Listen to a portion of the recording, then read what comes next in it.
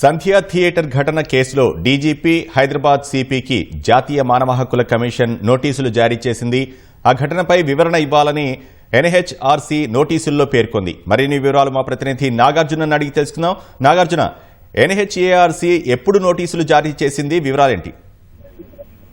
ఈ రోజే ఈ నోటీసులు జారీ చేసింది. ముఖ్యంగా ఆ రోజు ఉమ్మనేని రామారావు అనేటువంటి అడ్వకేట్ ఫిర్యాదు చేశారు. దీని మీద సంధ్య థియేటర్ లో ఈ నెల డిసెంబర్ 4వ తేదీన పుష్ప 2 ప్రీమియర్ షో సందర్భంగా అల్లు అర్జున్ వచ్చిన సమయంలో లాఠీ చార్జ్ చేశారని పోలీసులు, అందువల్లనే రేవతి చనిపోయింది అనే విషయాన్ని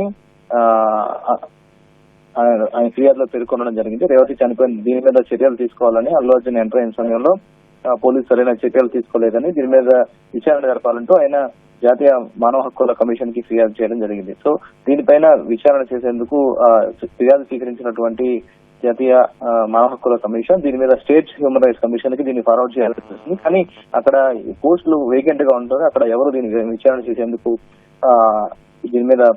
చేసేందుకు అందుబాటులో లేకుంటుంది. దాన్ని నేరుగా హైదరాబాద్ కమిషనర్ కి దీన్ని ట్రాన్స్ఫర్ చేయడం జరిగింది. ఒక సీనియర్ పోలీస్ ర్యాంక్ అధికారితో దీన్ని విచారణ జరిపించాలని అటు సిపితో పాటుగా డీజీపీకి ఈ నోటీసులు జారీ చేయడం జరిగింది. దీని మీద విచారణ జరిపి 4 వారాల్లో డీటెయిల్ రిపోర్ట్ సబ్మిట్ చేయాలని చేరింది. అయితే డిసెంబర్ 4వ తేదీన ఈ ఘటనపై జరిగిన సమయంలో ఆ రోజు అల్లు అర్జున్ అక్కడికి వచ్చిన సమయంలో పోలీసులు లాఠీ చార్జ్ చేశారని, అందువల్లనే రేవతి చనిపోయింది అనేది ఆయన అడ్వకేట్ ఆ ఫిర్యాదులో పేర్కొనడం జరిగింది.